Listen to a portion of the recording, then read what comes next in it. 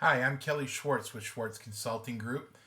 This is our monthly newsletter and wanted to do something different in the form of a PowerPoint presentation. If you're interested in finding out more information on our company, please visit our website at www.kellyschwartz.com. You can click on any of our social media to follow us or fill out contact information and ask questions or request additional information. So today I want to talk about your perception of the office and how you think you're being seen versus the patient's perception and what they think of you and your office as a whole. So we're going to talk about how do you stand out in a crowd? What really makes your practice look different, or what makes the patient experience different for them? The first thing I'd like you to do is identify three key things that you feel in your office are already going well.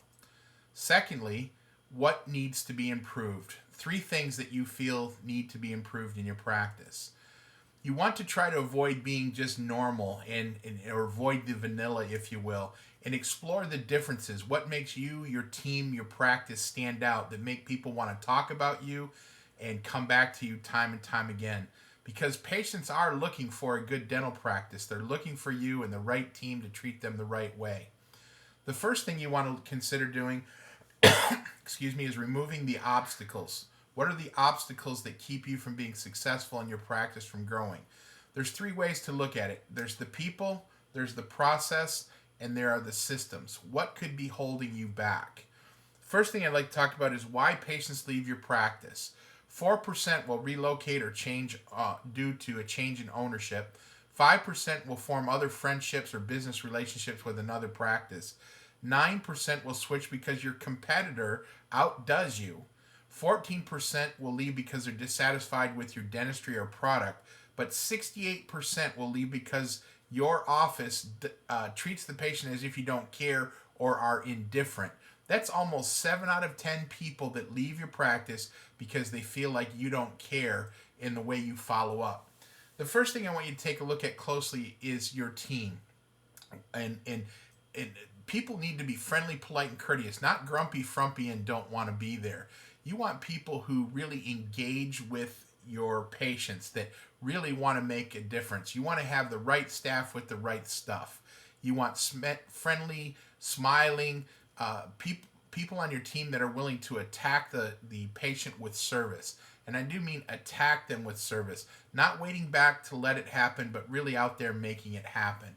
You want to create value, connect through emotion, getting to know the patient, finding out what's important to them, talking to them about family and their careers, their hobbies, their interests, and understanding what really motivates them. And in terms of the overall perception of the practice, you set the tone. And there are two cartoon characters that I use to illustrate the difference in attitude. The first one is Eeyore. Are you grumpy, frumpy, and indifferent? Oh boy, I hate to tell you, you have a problem. Or are you Tigger and that you're excited that they're there? And, Mr. Schwartz, I really hate to tell you that you have a cracked or fractured tooth, but the great news is you're in the right office. We can take care of you. Your attitude sets the tone for the practice, and your attitude will determine the altitude in which your practice can reach. The second thing you want to recognize is what's more important to the patient, knowledge or relationship. And what we found time and time again is more people make decisions based on relationship. And when you look at it, who are better at it, men or women? Well, typically women are better at relationships. They pay more attention to detail, they ask more questions, they have better intuition, they care more about their appearance, they're more caring, and they're more willing to get involved. You want to utilize your staff to promote the practice and recognize that they really are an image to the success of your team. The next thing you want to really do is identify how to utilize your staff. And I like to use the term stewardship versus job description. Stewardship is what you're willing to take ownership of, that we're putting you, trusting you to take over that position. Where job description is really, this is what I do, and it's a checklist. And with job stewardship, the staff tend to enjoy more of an ownership mentality versus an employee mentality. So when you're doing this, you want to decide who has what roles and identifying the roles that make it very important.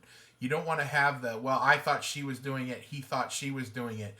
You don't want to be playing the blame game and everybody pointing fingers that it wasn't them or they thought someone else was going to take care of it.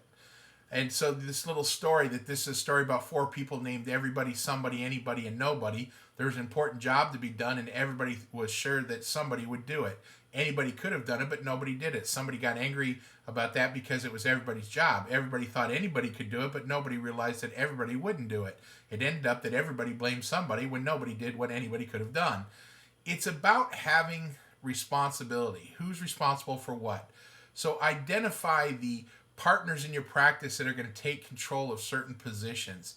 And in the typical practice profile, there are a few positions you want to address. The recall manager, who's responsible for making sure the hygiene schedule is full and productive. The finance manager, who's responsible for collecting the money, making financial arrangements, insurance, and managing your accounts receivable.